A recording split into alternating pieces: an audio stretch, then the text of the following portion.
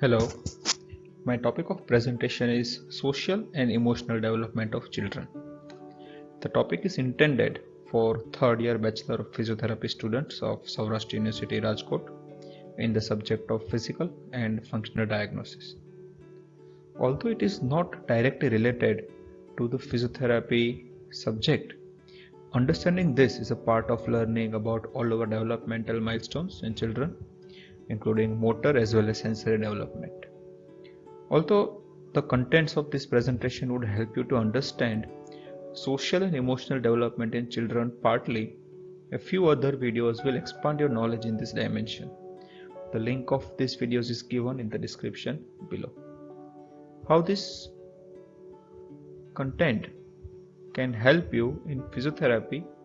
Well, the answer is when you are handling the children, say for example, patients with cerebral palsy or autism or any other disorder, whenever they are coming at a younger age and you want to handle them, you would like to know that level of social and emotional developmental aspects, and which may help you to handle them appropriately, to get the maximum cooperation during treatment, as well as if you find any specific abnormality, you might want to refer to them to the specific expert. Let us first understand a few basic emotions. Although there is a little variation in the list of basic emotions, the ones with most agreement are joy, sadness, surprise, disgust, and contempt. Happy emotions or joyful emotions, sadness, anger, and surprise are easily understood. Disgust is when someone dislikes something very extremely, and the contempt kind of emotion is when you feel someone kind of inferior. These images symbolize the sadness, as they are unhappy for some event that has happened recently, or they remember some unhappy event and express themselves. Slouch posture and forward bent head are the characteristics of this kind. These images show feeling of joyfulness, and they are celebrating it with a very nice smile and with nice wide open eyes and happy expressions. These images clear cut demonstrate the amount of anger and the amount of facial expressions, the extremity of these expressions show that how much angry they are. These images show disgust, sorry, fear, and the you can see whenever they are kind of uh, afraid of something, or they are unaware that what is coming to them and which may be harmful, they show the expression of fear.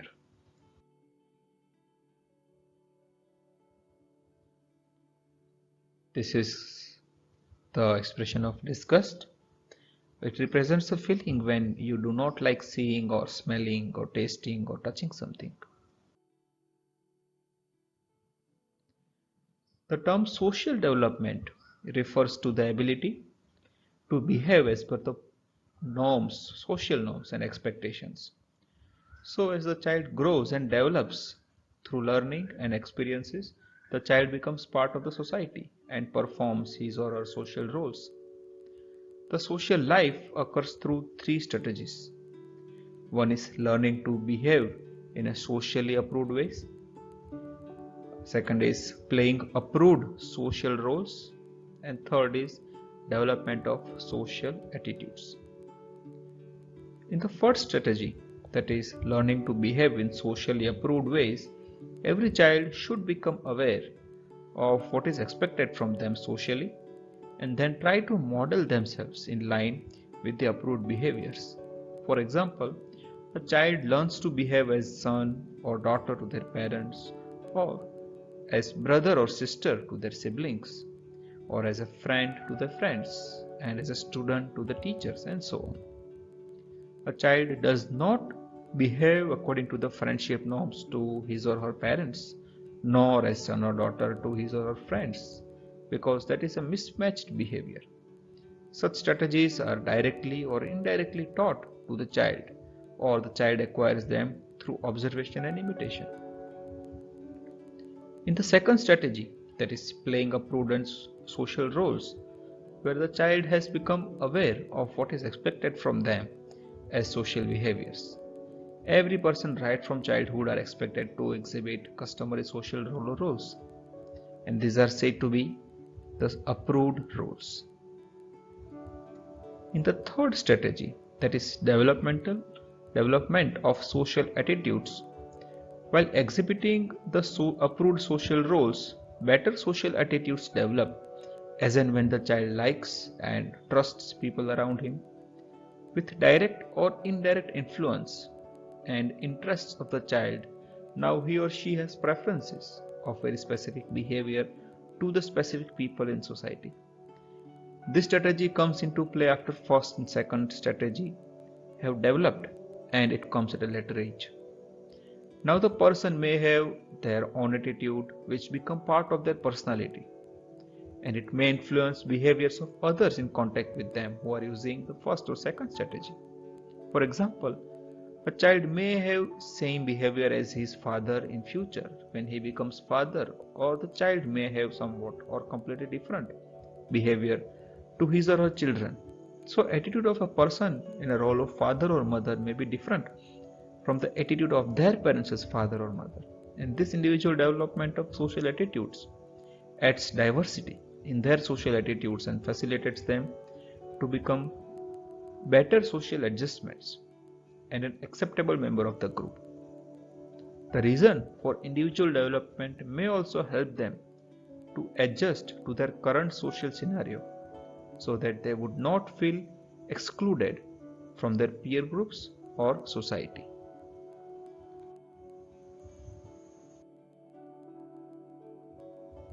The social behavior patterns manifested by a child in preschool years are cooperation, rivalry, and generosity, desire for social approval, sympathy, dependency, friendliness, unselfishness, imitation, and attachment behavior.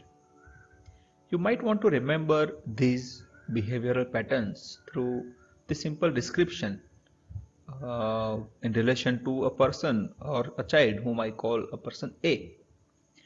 Although I name these people in the alphabetical pattern that is A to Z, you might want to memorize along with the specific names also, and which will help you to remember them nicely. So this person named A is going to school and he has a brother named B. With him he plays hide and seek. So in playing hide and seek, both of them, A and B, has to cooperate, otherwise the game cannot be played. So now we know that there is a role of cooperation while playing.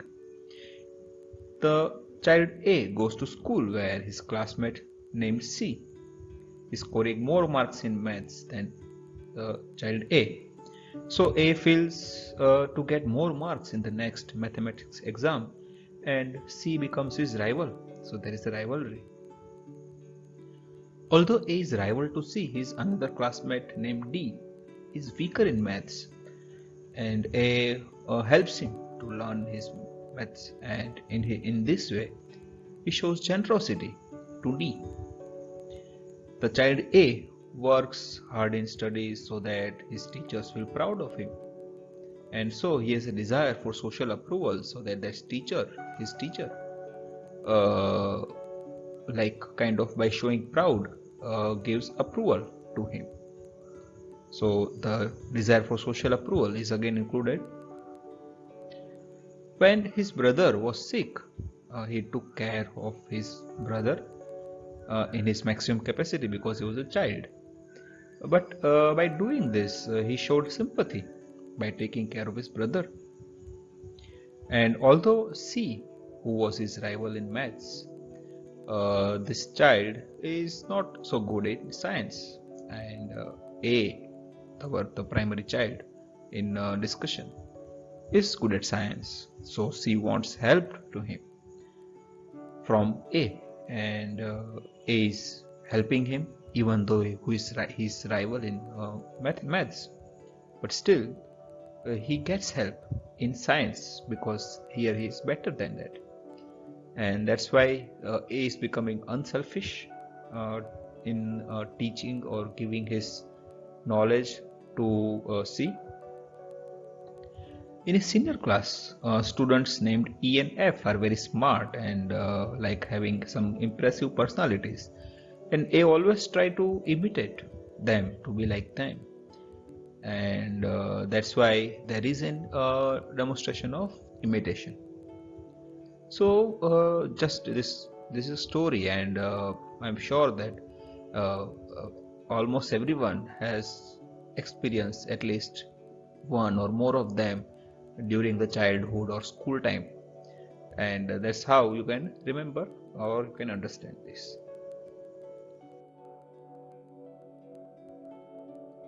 So these few slides are just to repeat these terminologies of these behavioral patterns, and we are starting with cooperation. Next is rivalry.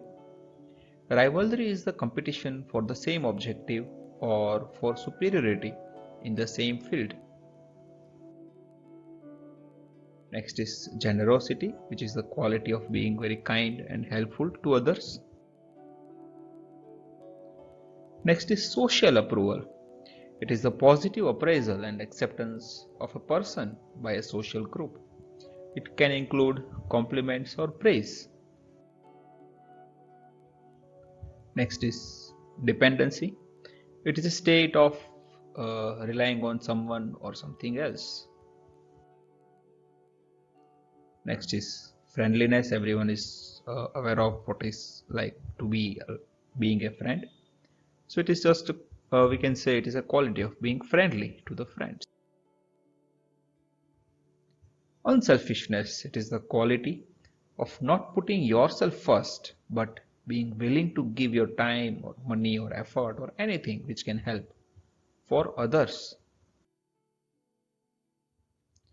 Imitation is like copying.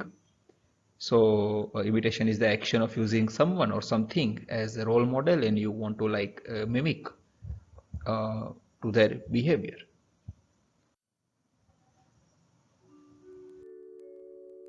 So although we have seen these all positive behavioral patterns, sometimes which were good social patterns, but sometimes we see some unsocial behavioral patterns also during the this developmental phases of children, and these unsocial behavior patterns may be in the form of negativism or aggression or quarreling, teasing and bullying and egocentrism or prejudice. So what is negativism? So it is a practice of being or having a tendency to be negative or skeptical in attitude while failing to offer any positive suggestions or views. It's like always feeling that everything is going to be negative or bad, or I am not doing good and I am totally a failure. This kind of expressions or behavior. Aggression is feeling of anger or antipathy resulting in hostile or violent behavior, almost like being ready to attack or confront any situation. To quarrel is to fight, but usually not always physically. Quarreling is a fact of life occurring between even the best of friends in the happiest of marriages and between the parents and their children. The verb to quarrel means having a disagreement. So whenever there is a quarrel, there is some at least some amount of anger. Teasing exists in three major forms. It may be playful, it may be hurtful, it also may be educative. Teasing can have a variety of effects depending upon how it is utilized and its intended effect.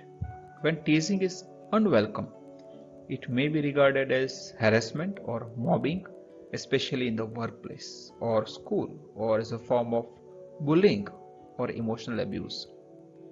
Bullying is the use of force or threat to abuse, aggressively dominate, or intimidate someone.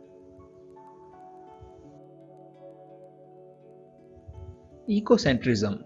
Everyone must have heard the term ego, and the egocentrism relates to it. So it is the inability to differentiate between self and other.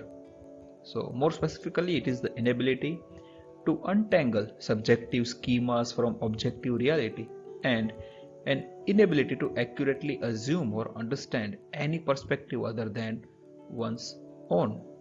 So, like here, you feel that everyone should understand you, but you are not supposed to understand the feeling of others, and that's where the part of ego comes. You are not able to see the things from the other person's perspective.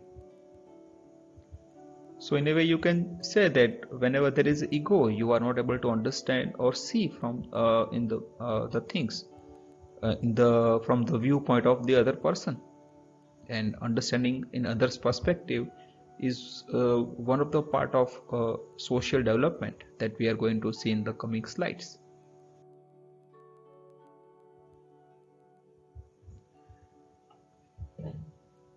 Prejudice is used to refer to a preconceived, usually unfavorable evaluation of another person based on that person's political affiliation or gender or their beliefs or their values or social class or age or their disability maybe or religion or race or ethnicity or their language or maybe their nationality or someone's beauty or occupation or education or criminality or affiliation to the sports or any other of their specific characteristics. So it is a biased a mindset developed for someone or something, and that's why, although this image does not exactly give you the expression, but obviously with prejudice you always hear the things that's what you like, and something where you have you do not like something, and whenever they say it, you don't like them because like you have a biased mindset and you are not ready to listen in that perspective.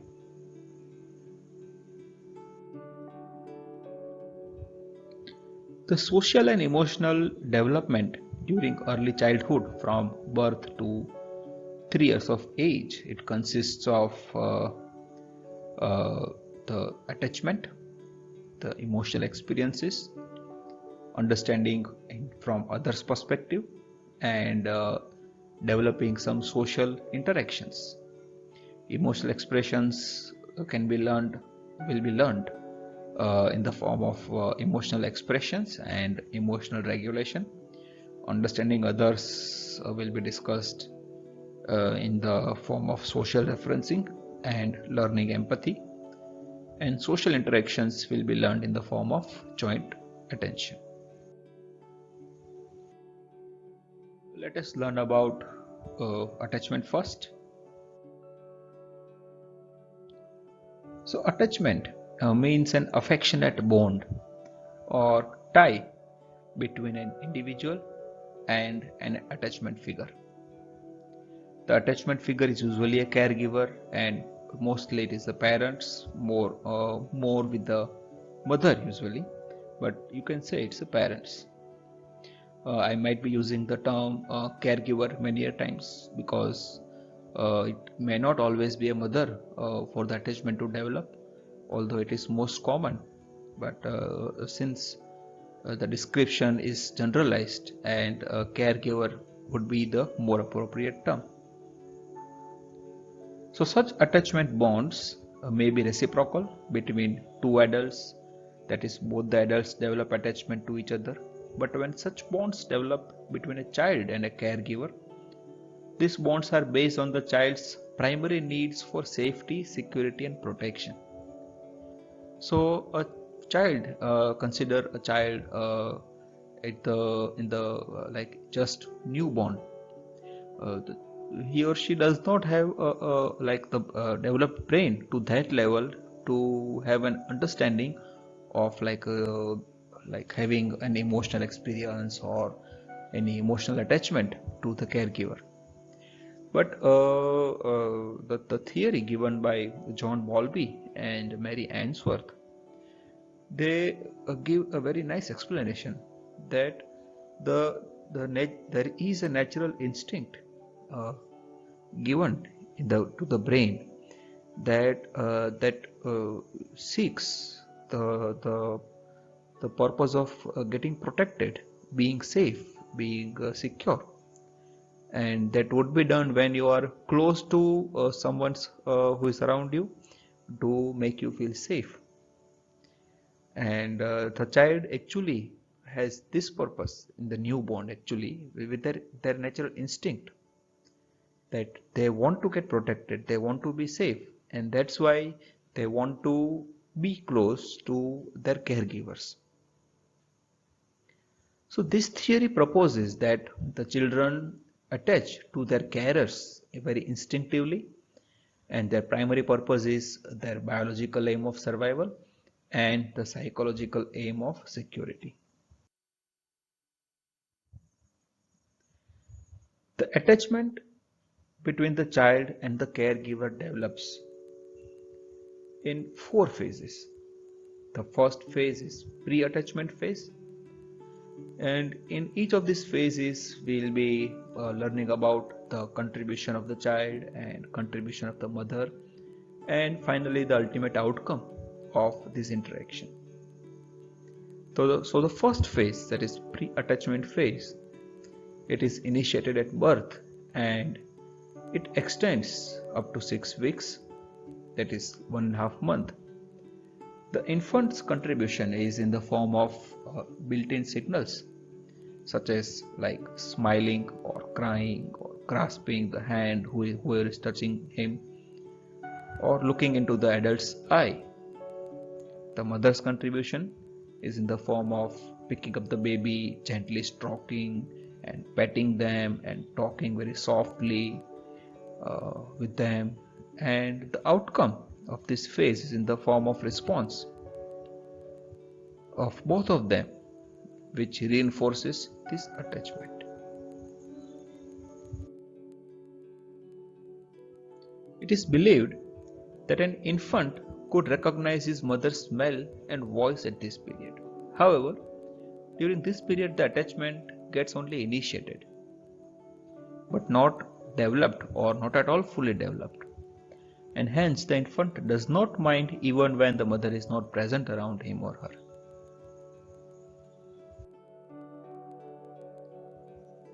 The second phase is attachment in the making phase. Now, in the previous phase, the attachment had just started, and now it is like slightly more developing.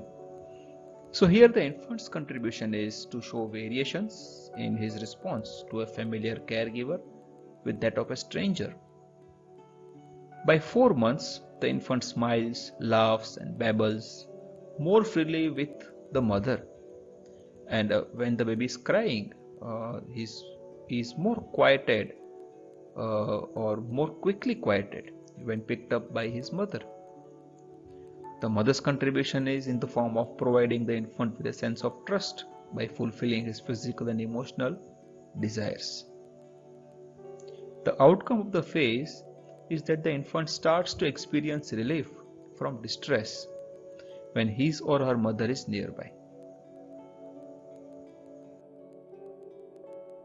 The third phase, now the attachment is showing very clear presentation, so that anyone can see that the baby is bonded with the mother, and that's why this phase is known as clear-cut attachment phase. The phase starts at 8 months and proceeds up to 18 months. In this phase, the attachment bond becomes very clear as the baby starts to express separation anxiety. The bond is strong now and the baby feels more secure with the mother. Separation from mother makes the child feel insecure, and that's when the child exhibits separation anxiety. What is separation anxiety? It is the response of the baby in the form of getting upset, or maybe showing some signs of distress, or simply crying when a mother or the primary caregiver on whom the baby is relying completely is leaving the place or is going out of the vision of the baby.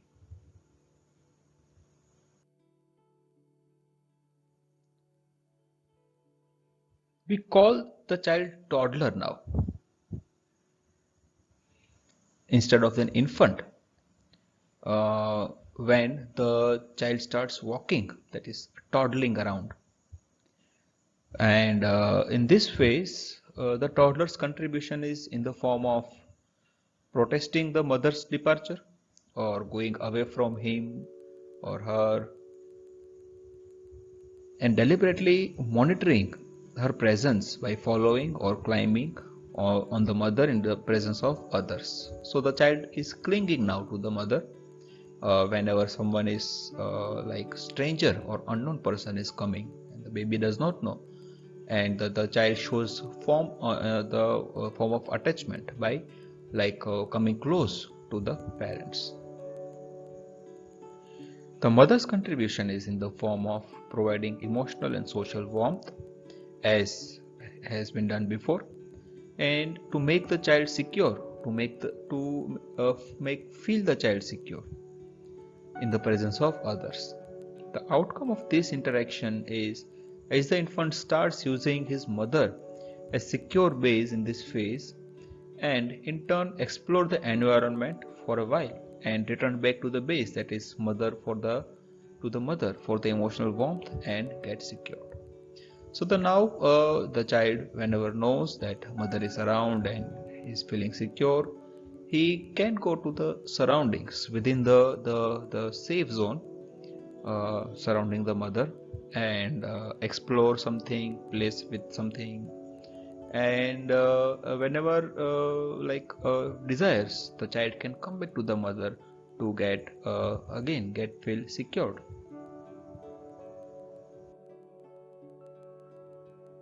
The fourth phase is a reciprocal relationship phase, and it is initiated by 18 months and extends 2 years and beyond. The child has started developing speech up to some extent now, and it helps to enhance the attachment.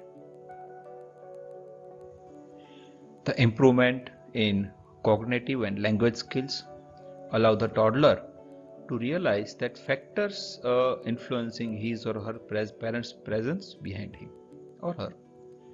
Gradually, the separation anxiety goes down, and now the child is less anxious whenever the parents are going away or moving away from him.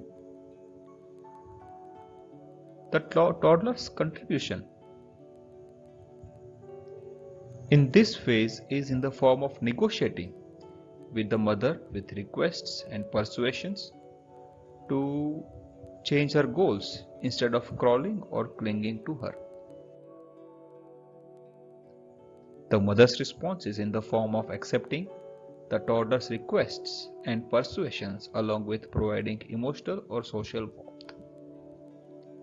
The outcome is that the toddler could better understand the reason for the mother's absence and in turn try to withstand the absence for a short time. Now the child bonds with the mother, and the bonding, although we have described in an ideal way, it may have some variations in its form of attachment. So this attachment can also be classified, and by the in the form of like a child response with mother or to the strangers, or how it responds. The response is classified in four basic types. So one is secure attachment, second is anxious ambivalent attachment, third is anxious avoidant and dismissive avoidant attachment, and fourth is disorganized or disoriented attachment.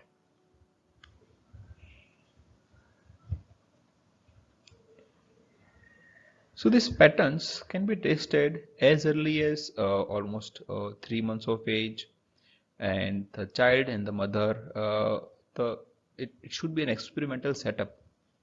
So a small room is prepared with some playful toys and everything, and nobody else is there in the room.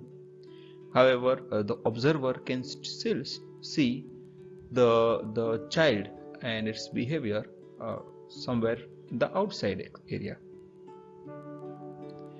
Now the scenario is like that: the child and mother are coming in the room, and they are like spending some time together till the child is becoming acquainted, like feeling safe in the presence of the mother and playing with some toys and like that.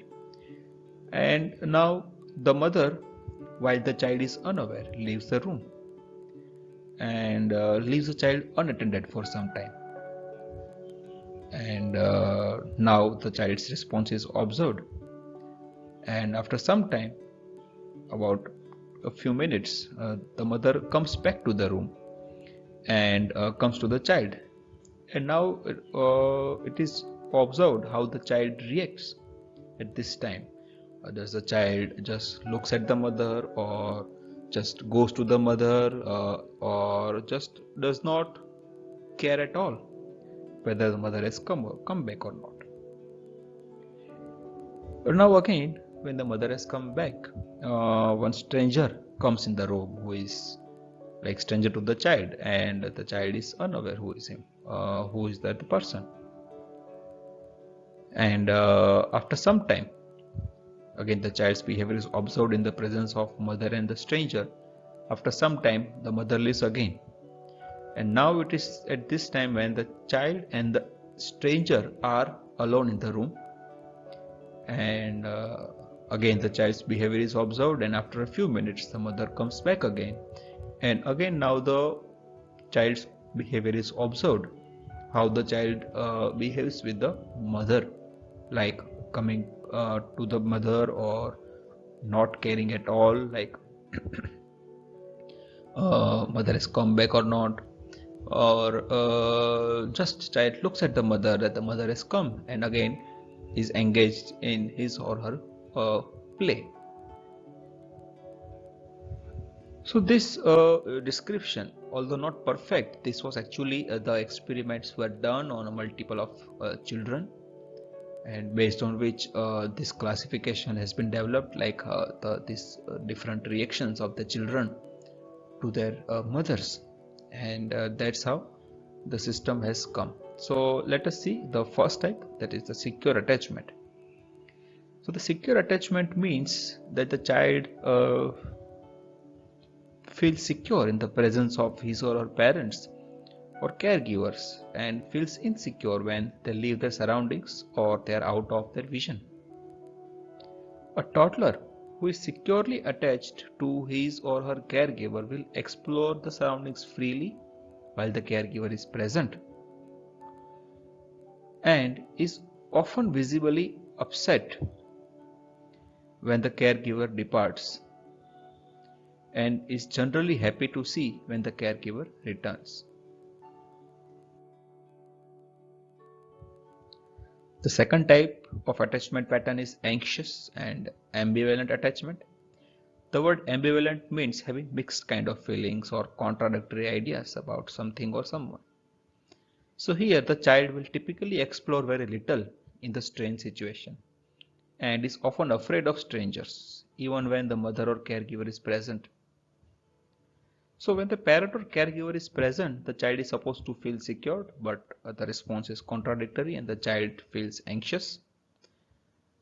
So the term is anxious and ambivalent. When the caregiver departs, the child shows very high amount of anxiety and distress. The third type is anxious avoidant and dismissive avoidant type of attachment. An infant with anxious avoidant pattern of attachment will try to avoid or ignore the caregiver, showing the little emotion when the caregiver departs or returns. The infant will not explore very much regardless of who is there, whether the caregiver or the stranger.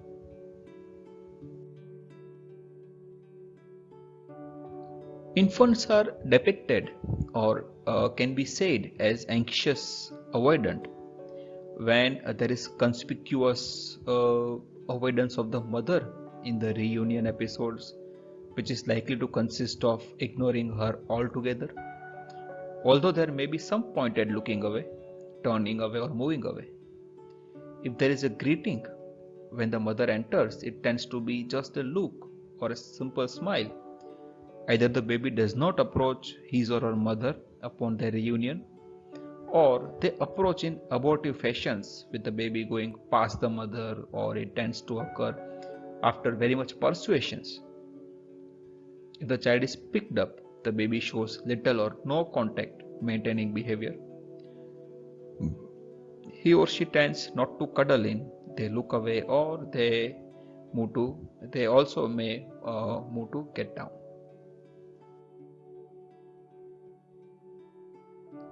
The fourth type of attachment is disorganized or disoriented attachment, and this type is classified because this response is completely different or not at all matching with any of the previous three, and the response is totally different, and you cannot put it into any specific category, and it can have a variable response. So whenever you are not getting any specific pattern of response consistently, you can say it is a disorganized response. So if often they do not show a predictable pattern of behavior.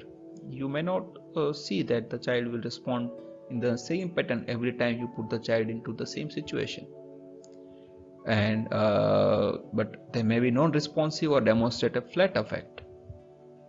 This style is associated with unpredictable or sometimes frightening episodes with caregivers, and is more common in children who have experienced maltreatment during their development.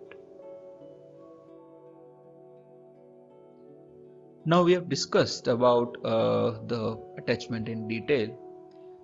Next thing to be discussed is about emotional experiences, which is divided into two parts: emotional expression and emotional regulation. So, think about a parent's job in raising an infant in terms of emotional development. The task of infancy is to bond with a caregiver and to understand their needs, understand that their needs are actually important. In infancy, the children come into this world without the ability to fully regulate themselves. They rely on their caregivers for that. So things like feeding, they rely on the caregivers for that. For diaper changes, sleeping, they need their parent to help them to soothe so that they can get to bed and sleep. We think of parents as an external regulator of the child's emotions. And in that, the parent, even in the first 6 months, is teaching the child about the feelings. So every time the parent responds to their infant's cues and meets their needs and give them some pleasure, kind of emerging emotions in infancy. The child learns about feelings and about their feeling states. For example, a child smile. Although they don't come into the world smiling, they due to the birth there is a cry, right?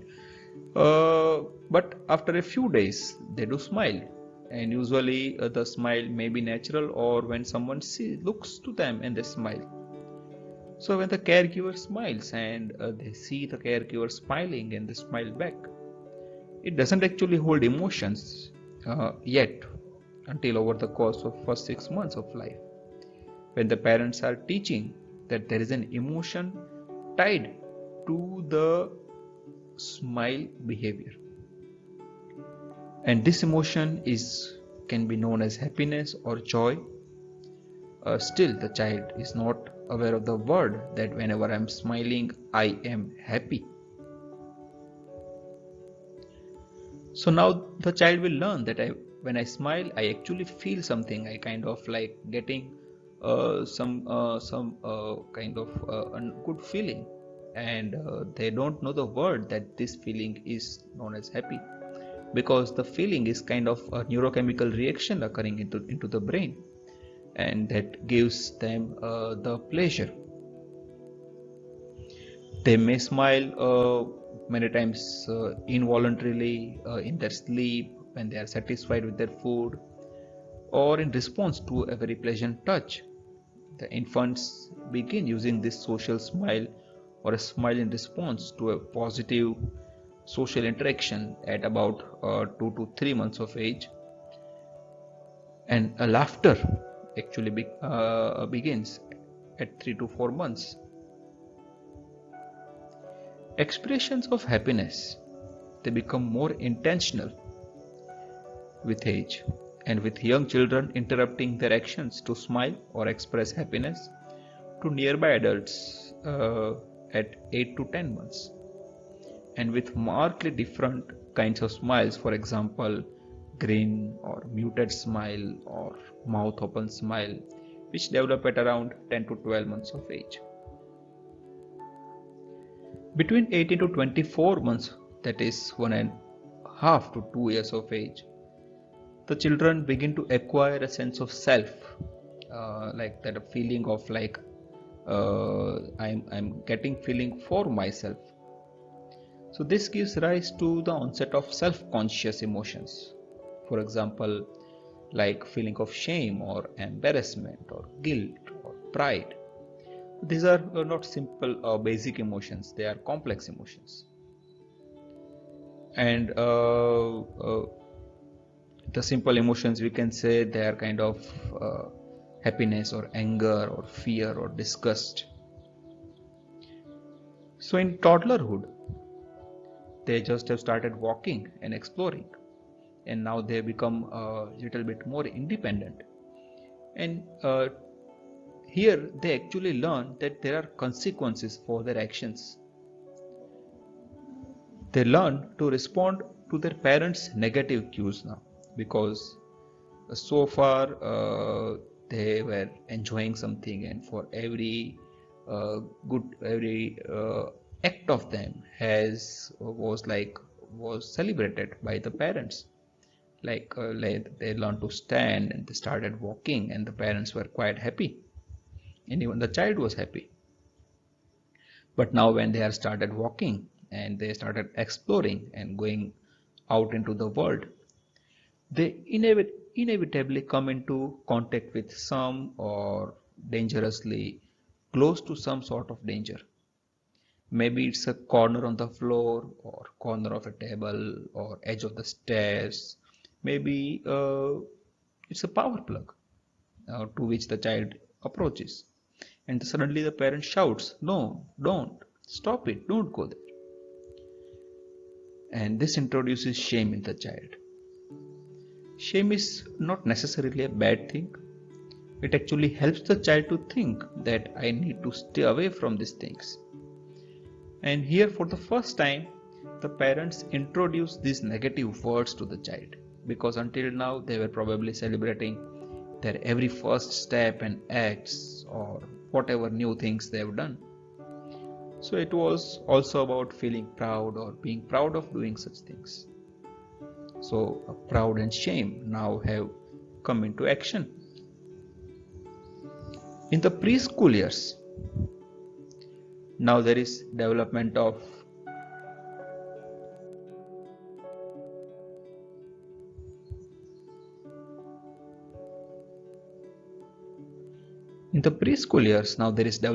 frontal lobe, and the kids get more control over their limbic system, which is basically our feeling center. They are also learning to talk and using more words. As their vocabulary expands, their ability to put emotional states into words also expands, so that now they can actually uh, can give a word to the specific feeling inside them. Whenever they are smiling, they can say I'm happy, and whenever they are upset, they can say they are sad. So, along with basic emotions like mad, sad, happy, and scared, that is afraid of or fear, they also be emotional states.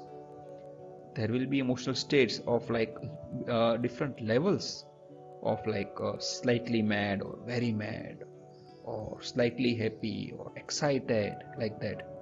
So this emotional states like this different levels, which is a type of happiness, may be expressed by the children. And now the kids understand that there is more difference between two different states of feeling also. Next is like emotional regulation. The emotional regulation or self-regulation of emotions, it is the ability to respond to the ongoing demands of experience with a range of emotions in a manner that is socially tolerable and sufficiently flexible to permit spontaneous reactions, as well as the ability to delay spontaneous reactions as needed. So many times whenever they confront something or any type of behavior comes, then the child reacts. The reaction may be very spontaneous, but with regulation the child learned that the certain type of behavior might not be done, or some specific type of behavior may elicit some very specific type of response from the counter person.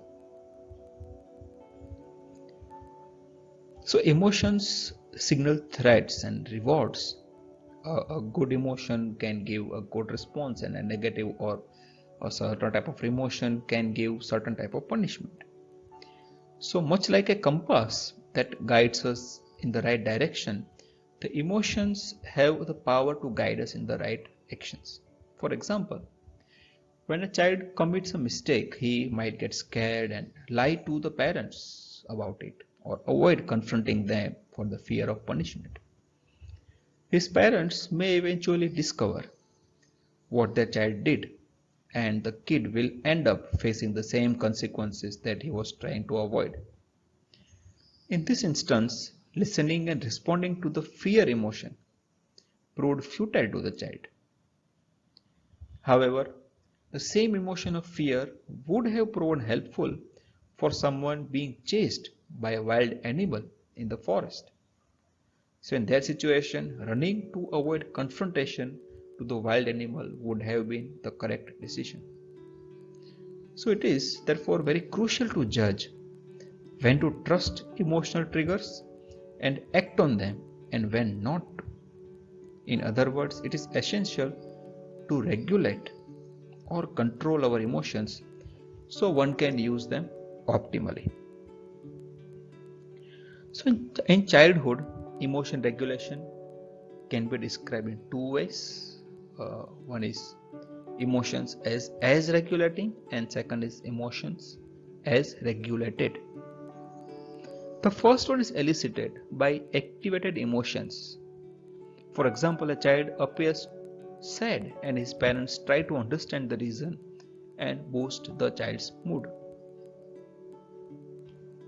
The second is the process through which the activated emotion is itself changed by the deliberated actions taken by the self, that is the child itself. For example, self-soothing to recover from sadness or getting indulged into other activity and get distracted by the previous emotional status. So now we have talked about attachment and emotions. Next part of social development of the child is like understanding uh, others' perspective, and we will learn them in the form of social referencing and empathy. The definition of social referencing in psychology is the process by which the infants take cues from emotive displays of adults, that is parents or caregivers, to form their responses to certain events or their environment and adjust their behaviors towards other people and objects. For example, if a child sees a fearful expression on his mother's face As he reaches to touch something, he will be less likely to touch it. Starting at about 8 to 10 months, infants begin in social referencing, in which they refer to another to inform their reaction to environmental stimuli. In the classic visual cliff experiments, the 12-month-old babies who were separated from their mothers by a transparent plexiglass. You can see in this image that this setup that this is actually an experiment of like differentiating the figure ground uh, relationship, that is like where is the ground and where is the higher level. At the same time, if the child is seeing that this is high and this is low and the child may fall down, there will be like the child will not move into this direction. So here the child is put into this situation. Of course the child is not going to fall because it is a transparent glass. So then mother calls the child, and sometimes the mother talks to the child with like joyful emotion and very happily talking to the child that it's safe, you can come to me. And sometimes the mother shows expression of fear or danger, that no, don't come, this is harmful or dangerous. So when the mother responded to their infants with facial expressions signaling encouragement and happiness, most infants crossed the cliff and the child went to the mother. In contrast, if the mother displayed fear or anger, most infants did not cross the cliff.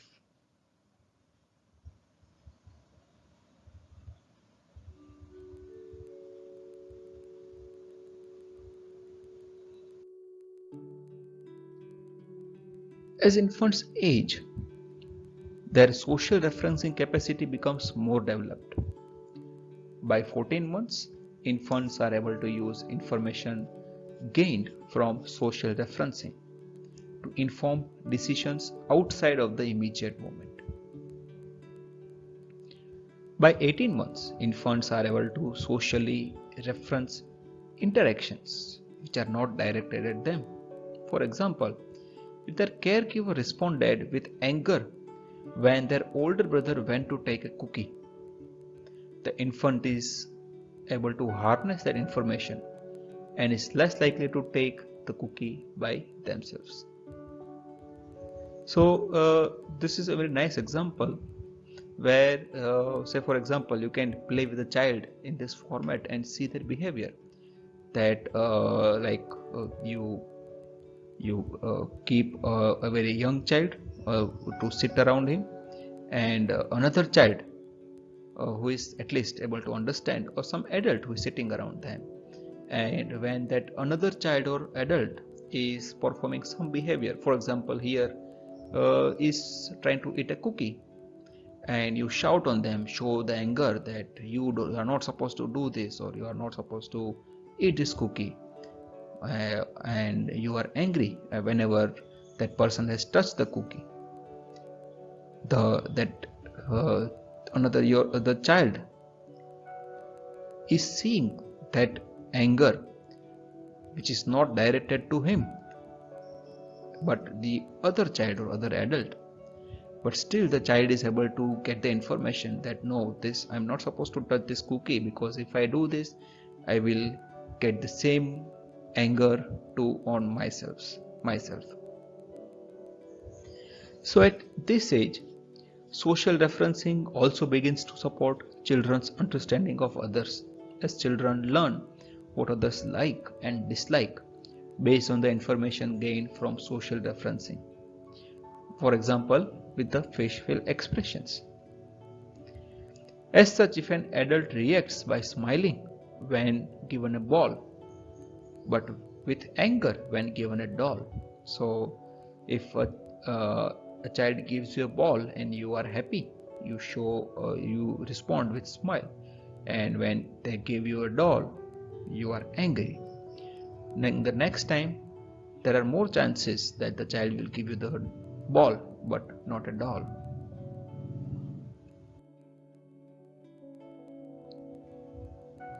By definition, Empathy is the ability to understand and share the feelings of another.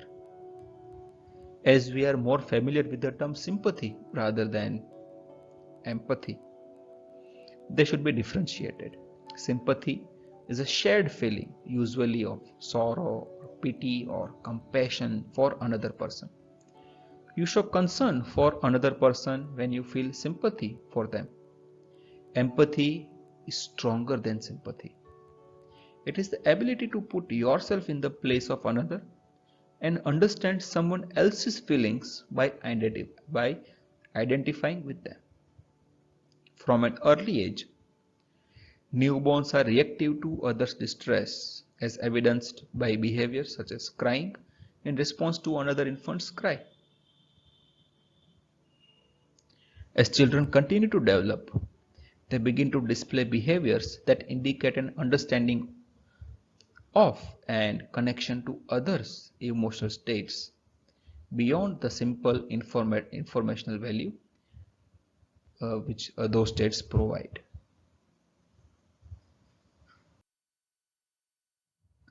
Children at 18 to 30 months of age, that is 1.5 years to 2.5 years, will respond to verbal and non-verbal cues such as facial expressions or body posture or discomfort or sadness with simple helping behaviors. Throughout this period, children become more adept and need fewer cues to engage in helping others. However, helping behavior at this age is already dependent on the cost of helping.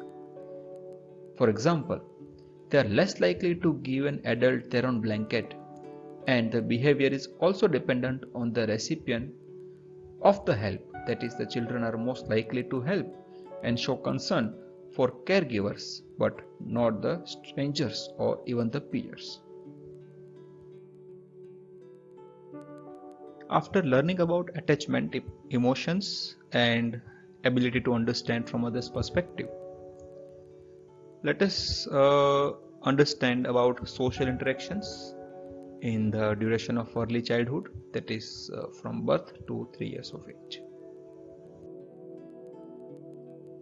Between 3 and 6 months old, the infants begin engaging in simple back and forth exchanges, often with their caregivers. These exchanges, of course, do not consist of words, but in the form of coos, gurgles, smiles, or other facial expressions, and bodily movements like lifting arms and kicking legs. So this occur interchangeably, like parent is saying something and the child is responding either by arm or leg movements or by some facial expressions or just by simple looking or moving the eye to the caregiver like that. And this back and forth exchanges, they mimic the turn taking that occurs in the actual talking conversations. Joint attention, it refers to the ability of individuals to share a common point of reference or attention. In children, this common point of reference often is an object in the environment, such as a toy. The development of joint attention initially starts with the infant's ability to respond to joint attention bids, for example, where their parent looks, and eventually this attention develops with age to the ability to initiate joint attention by directing the attention of another person to the shared points of reference. And this can be done through many means, including gaze or gestures like pointing finger or showing actually or showing or actually speaking like look or see that.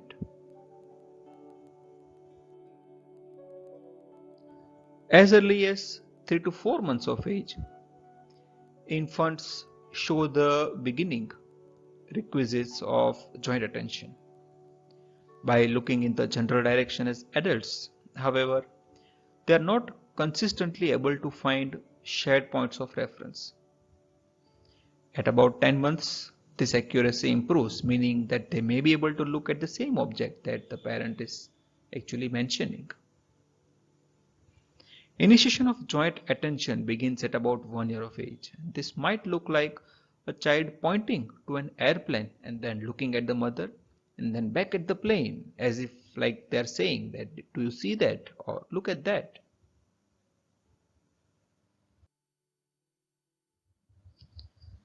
Now that we have learned about the social and emotional development in early childhood from birth to 3 years of age, now we are extending our understanding at a higher age group, that is in the preschoolers in the 3 to 6 years old. And covered in this part are the development of self-concept in the form of gender identity and improved ability of understanding others and better social interactions. Let's start with self-concept and gender identity. Self-concept refers to the set of attributes, abilities, attitudes, and values that one identifies as defining who he or she is. Some initial milestones occur before this period that support self-concept, including basic self-awareness, like ability to recognize themselves in a mirror, or like self-labeling of their gender.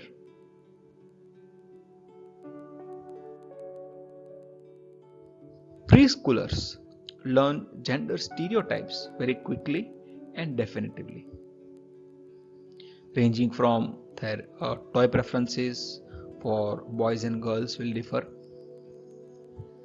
their clothes will differ for boys and girls, and their behavior. These stereotypes are initially held firmly in such a level that the 3 to 4 year olds will often state that violations are not possible and they would not want to be friends with a child who violates these stereotypes. Children acquire gender stereotypic behaviors early in the preschool period through social learning, and then organize these behaviors into beliefs about themselves, forming a basic gender identity. By the end of preschool period, children acquire gender constancy, that is, their biological sex is fixed and permanent. So after getting the idea of like that is after getting the identification of the gender in the early time, now that idea has become constant. So gender identity is followed by gender consistency. Let us see how understanding others improves in preschoolers. Younger preschool aged children demonstrate the ability to take perspective of others. However, this skill is constrained by children's limited understanding of how thoughts and beliefs, even when false, influence their behavior.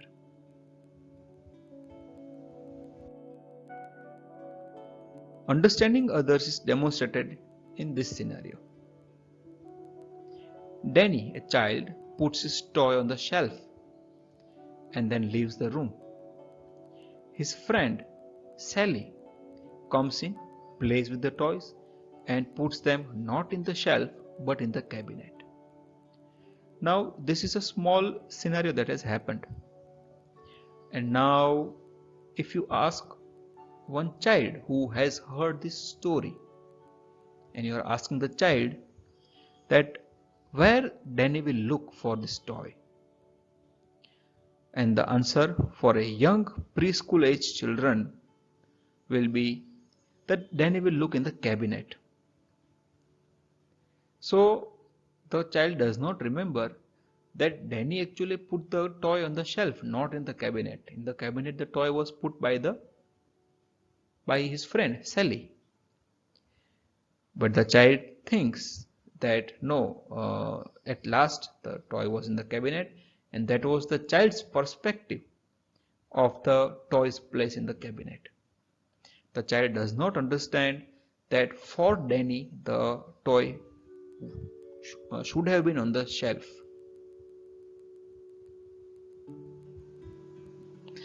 So therefore the child is not recognizing the Danny's current false belief about the toy's location. Between 4 and 6 years, the children's capacity to understand these false beliefs and subsequently their accuracy in perspective taking will become strengthened.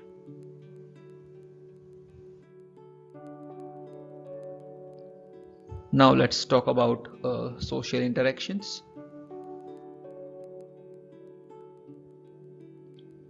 Play is often cited as a central building block to the child development. The children play together and with play they interact with each other, and that's how they learn many things. So there is some back and forth exchange of emotions and anything that goes on, and that helps them to grow up in the social way. The complexity and diversity of play increases immensely in the preschool years, most notably with the onset of cooperative play when children work towards a common goal. So there, when the group of children are playing and they're playing the same game, ultimately the task will be one common task. For example, playing football. So a goal or task of this team will be to make a goal. So all the children are working together to get the same objective, and that's how they have to cooperate, and then only the objective will be achieved. Socio-dramatic play is rooted in the child's real-life experiences, and it falls into three categories, that is family scenes, character scenes, and functional scenes. Family scenes like playing house with assigned mommy and daddy roles, character scenes like being a superhero or a prince or princess, and functional scenes like playing in a role of a doctor.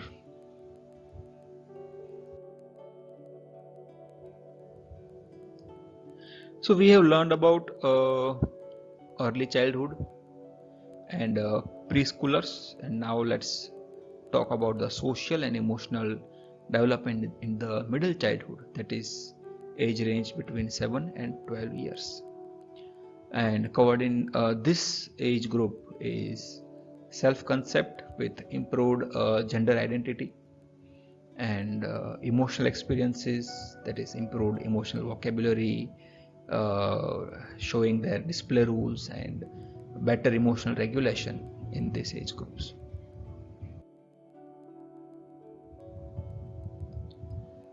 First, let us see about gender identity.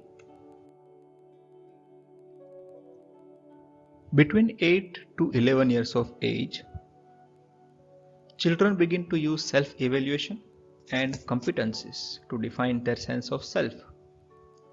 At 6 years of age, these social comparisons may be to a specific individual. However, this becomes more complex in the coming years, allowing the children to compare themselves and their performance to multiple individuals to arrive at a general conclusion. Children aged, school-aged children also show the ability to simultaneously hold differentiated self-evaluation across domains, like having good physical appearance but poor school performance. In middle childhood, boys and girls form peer groups segregated by gender, which may act to perpetuate the previously learned gender stereotypes.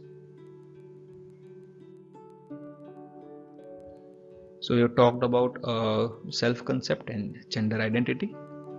Well, let us talk about emotional experiences.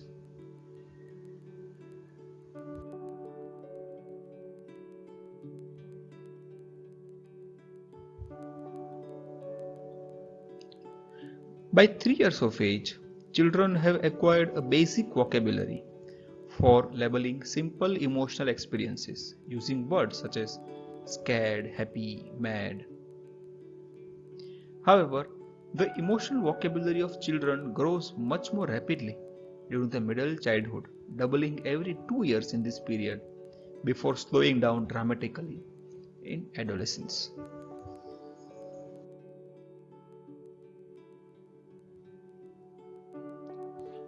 Emotional display rules are culturally bound norms that dictate when, how, and with whom individuals can express emotions. As children age from 1st to 7th grade, they are less likely to outwardly express anger or sadness. Children also report using display rules to control their emotional expressions more with teachers than with peers, and more with peers than with parents. So, a child is more likely to control the emotional expressions with teachers, but slightly be more aggressive in showing their emotions to the peers. And still, the child will will control certain emotions to the peers, but child will be more aggressive in showing these emotions to the parents. So now they are able to, they are like kind of uh, not actually defined rule, but the level of emotional expressions is controlled and based on their connection to the individual persons. So kind of they have made uh, uh, uh, the norms or rules, and that's why we can say that these are the display rules to whom uh, to behave and at what level to show the response.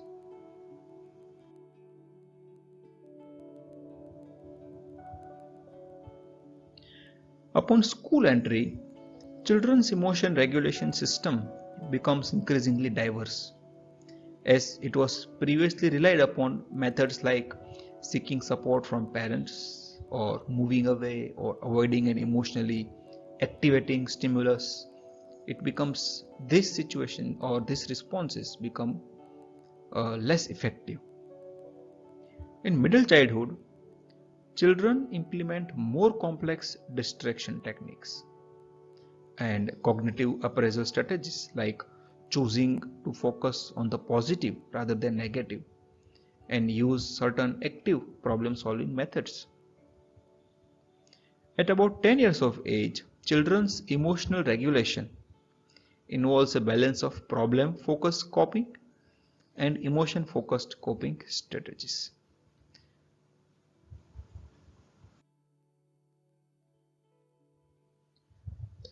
Now, coming across these two terms, that is coping with a problem focused coping strategy as well as emotion based coping strategies. Let us see what are they. The problem focused coping represents a change driven strategy focused on attempting to eliminate the source of stress through proactive action. For example, if a child feels worried about a test or exam, choosing to study to regulate that worry will be an option. And that's how the child eliminates the problem itself.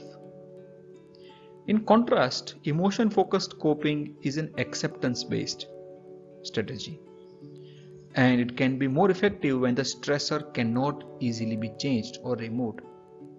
For example, one can use positive thinking approach and use optimism, although it does not solve the problem, but it helps to regulate the stress.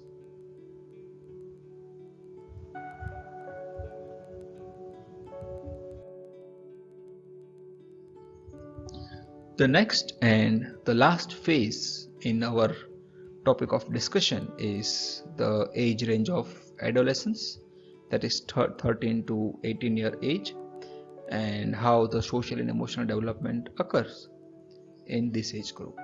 And the covered in this part is self concept and improved identity development and improved social interactions in the form of friendship, peer acceptance, and peer groups.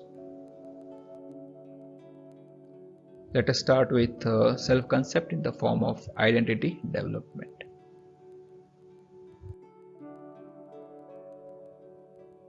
As adolescents navigate an increasingly diverse social world, their self concept shifts to create and accommodate an organized understanding of how situational factors may influence their behavior.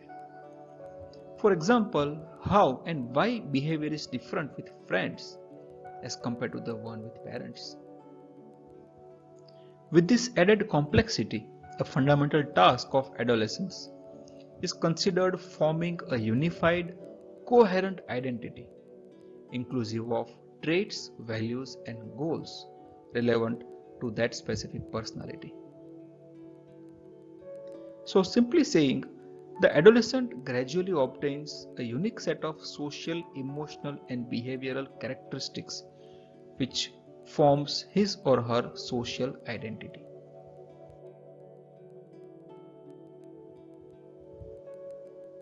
And next and last in the list is further development of social interactions, which is partitioned in friendships, peer acceptance, and peer groups. Let's talk about that.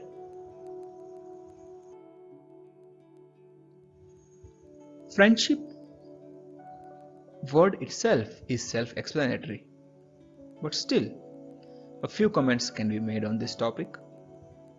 Adolescents reliably spend approximately twice as much time with their peers than with their parents.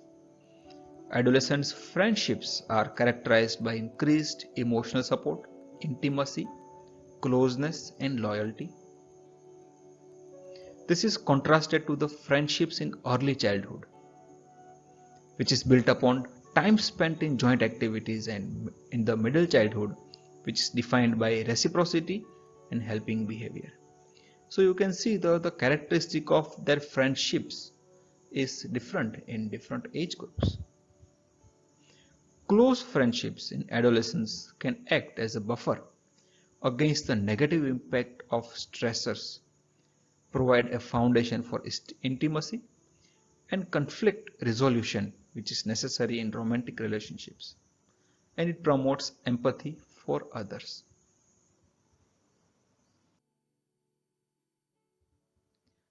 Peer acceptance is both related to children's prior social emotional development and predictive for later developments. Socioeconomic status identifies five classifications to peer acceptance in children based on two dimensions. One is social liking and social impact or visibility, which is second one.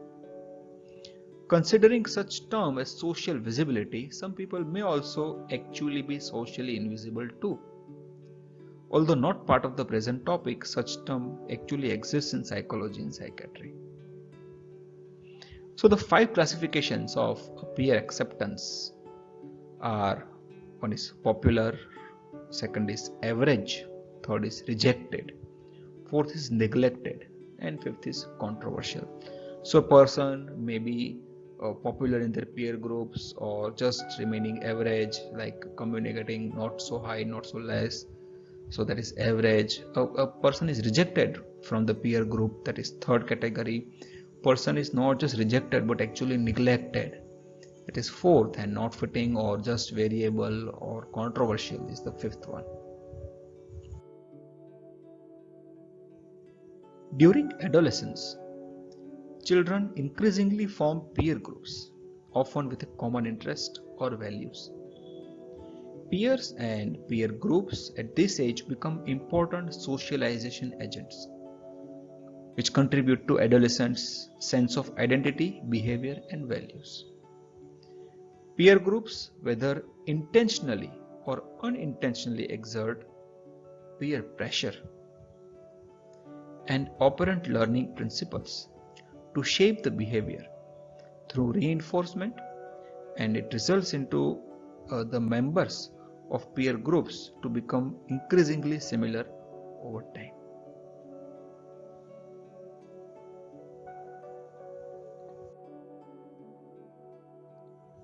So this slide uh, shows the points which we have covered all together throughout this session.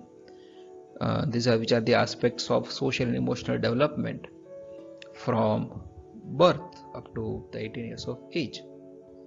So from birth to 3 years, we have talked about attachment, how the child bonds with the mother or caregiver, how their emotional experiences develop and they show minimal emotional expression and some amount of emotional regulation.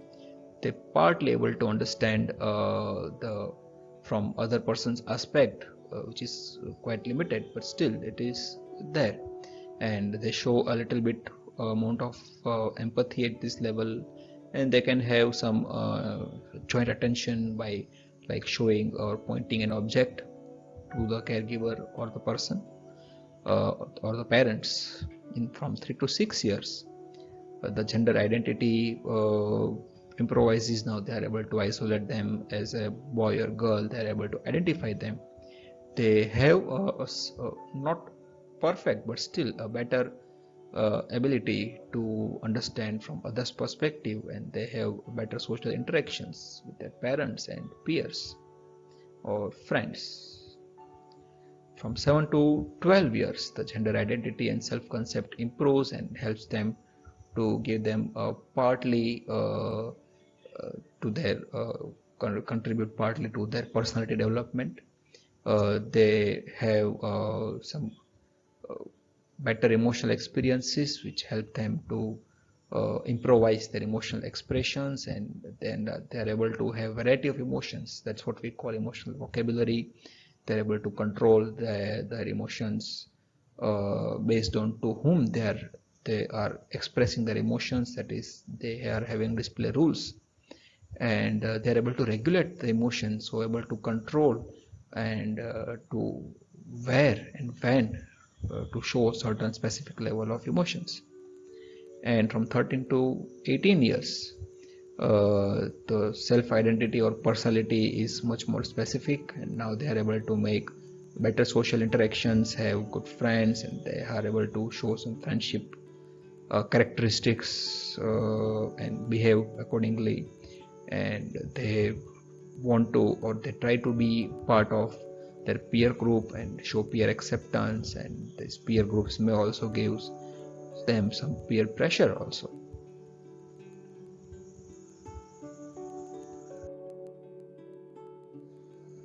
Now let us learn about how to assess the social and emotional development of children. The assessment is divided into two parts. First part is for early childhood assessment, and the second is late childhood social emotional assessment.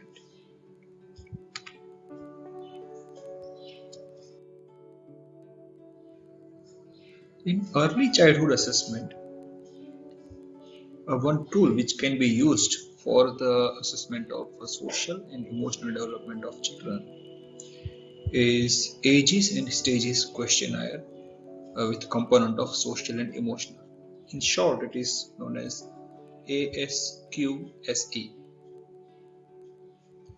It is a set of questionnaire about children's social emotional development from 6 months to 16 months, that is from half year of age to 5 years of age, and it can be self administered by parents or caregivers. Now it also has a second version known as ASQSE-2, and doing this screening provides a quick look at how the children are doing in some important areas like self-regulation, communication, autonomy, compliance, adaptive functioning, affect, and interaction with people. This questionnaire can help identify young children at risk for social or emotional difficulties.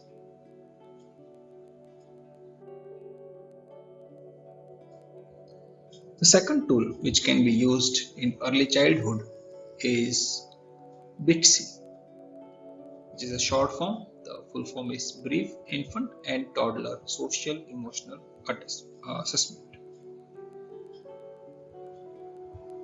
So it is an efficient and easy to use tool for identifying children aging from 12 months to 36 months who may have social, emotional, and behavioral problems with or without delays or deficits in social and emotional competence.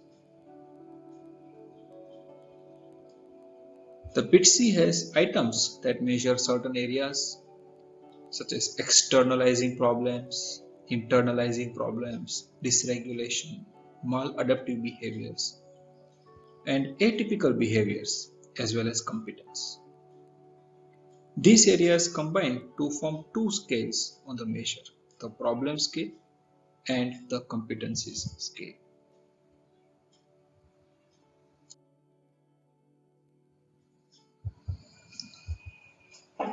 The another tool for social emotional assessment in early childhood is CBCL, which is a short form. The full form is Child Behavior Checklist, used for children aging from 1.5 years to 5 years, and it has comprehensive measures like it produces specific DSM oriented scale scores as well as internalizing and externalizing as well as total problems with standardized T scores. So it can identify a case with a specific diagnostic condition.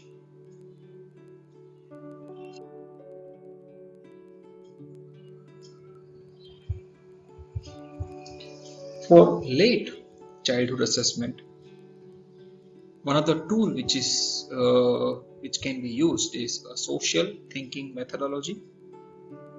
It is a developmental, language-based, and thinking-based methodology. It is an assessment as well as a treatment measure also.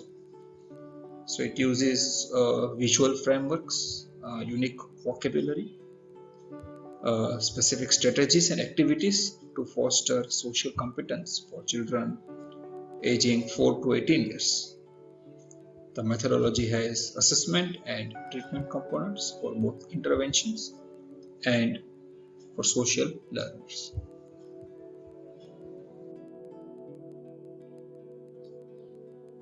So these are the references that I have used for preparing the content. These videos are very highly recommended to those who want to still understand the social and emotional learning in children. They are quite informative and one can learn the things relatively rapidly in a short time with these videos. So a good recommendation from my side, and frankly speaking these videos have helped me to prepare the content, and those who still want to go into depth, these are the books which are recommended to learn about this matter further. Thank you.